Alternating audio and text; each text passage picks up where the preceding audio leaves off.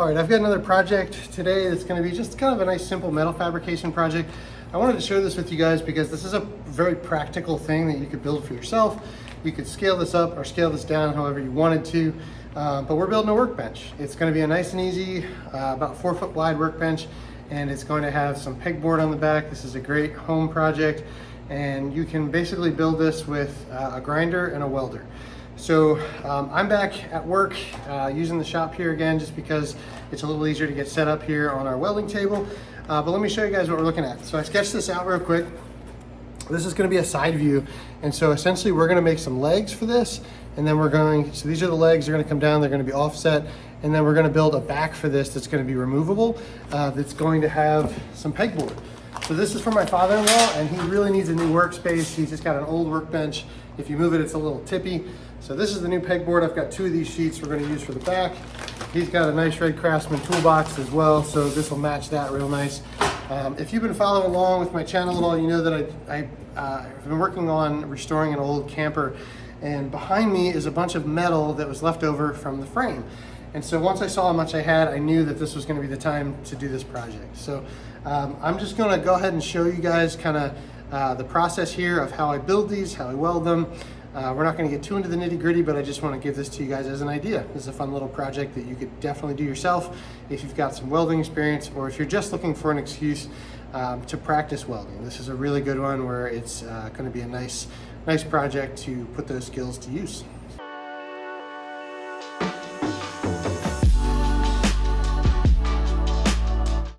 All right, so I've sketched out kind of how I want to do this. The angles here are going to be a little tricky, so I'm going to leave this piece extra long that I've got here, and we'll go ahead and just lay out the cuts that we're going to make.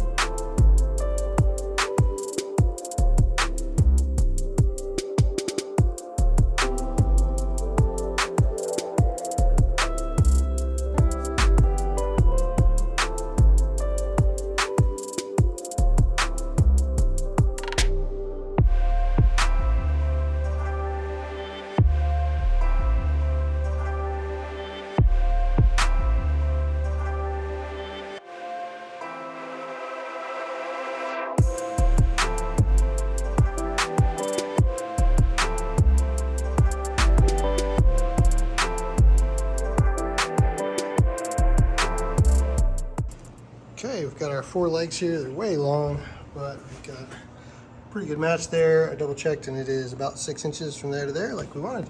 So now we're gonna get these up on the table, start making sides out of them, and get them cut to length.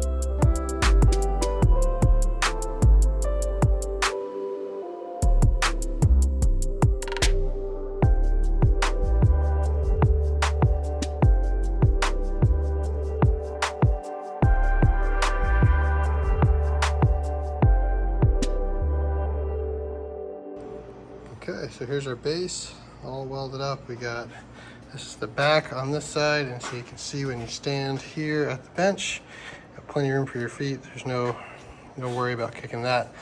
So this is basically the main frame here. We are going to cut some caps to block these off, and then we're going to cut some caps for the bottoms to get our adjusting feet in. But before we do that, I think we're going to go ahead and build this back frame. And so the plan here is, this is 1.5 inch square tubing, this is 2 inch square tubing. And so what we're going to do is I'm going to weld these on the back like this, and we're going to use a screw, or bolt rather, on the back to tighten what will be a vertical post that comes up on either side. Those two posts are going to have the pegboard across it. So that will be removable, make it easier to transport. But as you can see with this is extremely loose in here. And so the way I would typically do this is to weld a nut on like this, and then you would be able to tighten this bolt. The bolt would stick inside and would tighten down on the piece. Problem is there's a lot of play there, and I'm worried it's not going to be strong enough. So what I've done is I've cut some little strips of metal here that I want to put in here like so. And then when we have our 1.5 inch square tubing, there's still a little bit of wiggle. I could almost do, let's tell you what, let's see what would happen if we did two layers of 1/8 inch in here. We want to find a combination that's going to be loose enough that it'll fit in, but tight enough that it won't wiggle once we get it all in here. I'm gonna hold this with my hand for a second. All right, so that is too tight with 2, so we're just going to run 1. So what I'm going to do is just tack this in here real quick, and I'm going to tack the nut on here, and then we'll see how that works.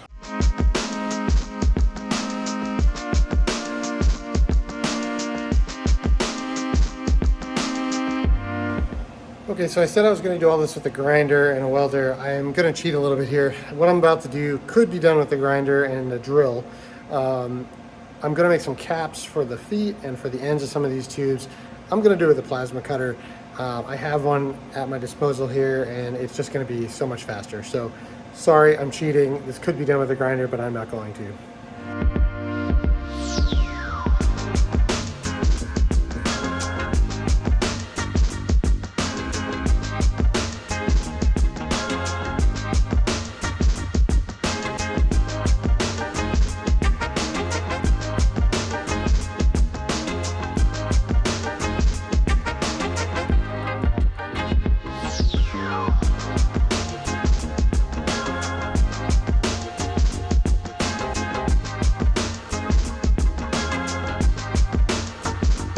The nuts are welded on the bottom, so I'm gonna let them cool before I actually put them on here.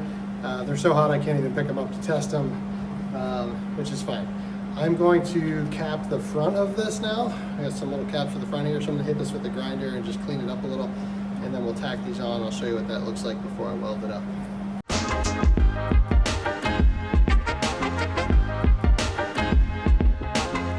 Here's one of the ends tacked up. I know it's not a pretty tack. It doesn't matter, it's a cap. Whenever I make caps like this, I always make them smaller by 1 times the dimension of the wall of the tubing. So this is 1/8 inch tubing. I made this an 1/8 inch. It's too small in each direction, and that means it'll be sitting halfway on the edge all the way around. So when I weld this, the outer corner will actually be weld, and then I can grind it all flat, and it just looks like this is a solid piece of tubing. So I'm gonna go ahead and go get these welded up, and then we'll show you what they look like ground down.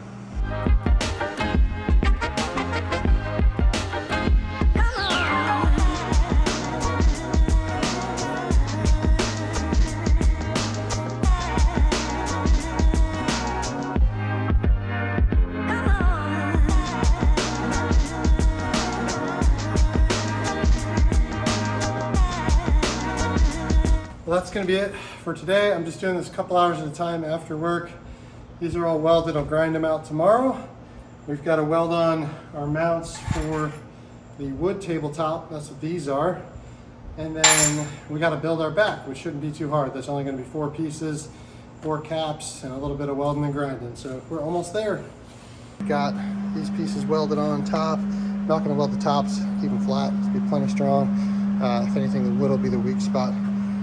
This is nice and sturdy. Adjusted the legs, feels good. I would normally adjust them in further so they're not sticking out quite so far, but for painting it's going to be easier if they're sticking out further, so I didn't do that. The next step to this is figuring out the back. So if you remember, we made these pieces. These are going to get welded on here to hold the back, and the back will be able to be removed by loosening these bolts. So what we're going to do, before I weld those on, I'm going to build the back, get the spacing correct, and then we'll be able to put it all together. So let's cut some metal for this back and figure out how we're going to lay it out.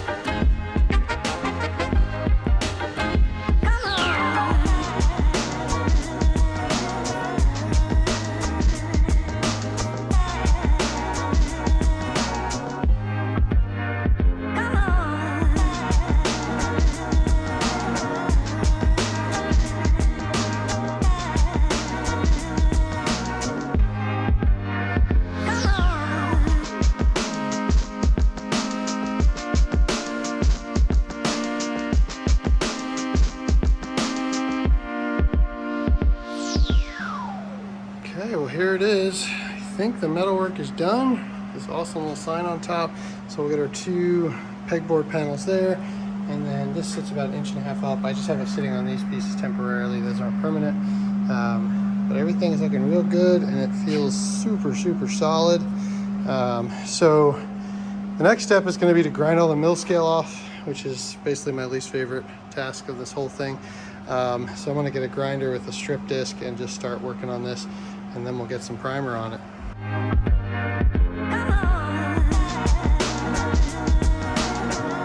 Okay, it's a whole bunch of grinding, but it's nice and shiny now. Same for the top. So I'm gonna bring this over to our other building that we do painting in and get this wiped down and primed, and then spray some black paint on it. I'm gonna do that off camera because I'm gonna use like an automotive paint, and I really don't want to get that on my phone. I've already welded some metal onto the screen of my phone. So this should be looking good. I will come back to you guys once we get a coat of primer on. Okay, we got primer on, 2 coats. This is looking really good. So I'm gonna let this dry for a little bit and come back later tonight with some black paint, get it painted up. Paint turned out really awesome, especially on the top here. Really happy with it. And you can see what it looks like with the red on here. That's gonna match the Craftsman toolbox really nice. So I'm going to run some self-tapping screws down in these holes to get this attached, and then we'll get the top put on as well. Okay, the back's on. The next step is to get our top prepped. I've got these little brass screw-in anchors.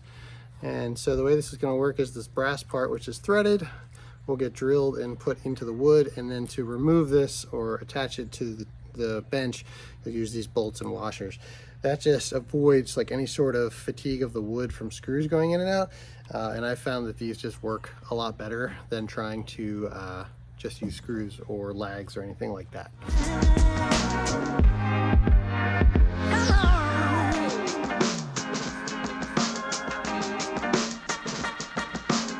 Okay, and there's our finished product. I absolutely hate using those wood anchors. They're really hard to get in, especially something as hard as this, but we got them in. Nice clean look. I made those holes a little big. I thought they were gonna be too big. They actually ended up being perfect, gave us just enough flexibility. So now we're gonna put the top on for the first time. Well, that's a wrap on the workbench. I'm waiting on some different accessories for the pegboard and the slots, and I accidentally left the 2 screws on the back here at the shop, but you can see We'll put the bolts in there. That'll tighten this up, but it stays removable. And just like we wanted, this is sitting on here. You have a little extra support and kind of set the height. The adjustable feet will allow it to work on any surface. And we've got a nice wide board here. If you're wondering why I made this back skinny compared to this, it's because I could really only get these in 24-inch or 32-inch sections. This table has to fit within a 46-inch opening, and so I had to go for 32. And so I went for this slightly smaller option, and I think it, you know, it matches the width of the frame, so I don't think it looks too funny. But that was the reason for that. So there it is. I probably have, I don't know, maybe 2 full days into this, including paint and everything.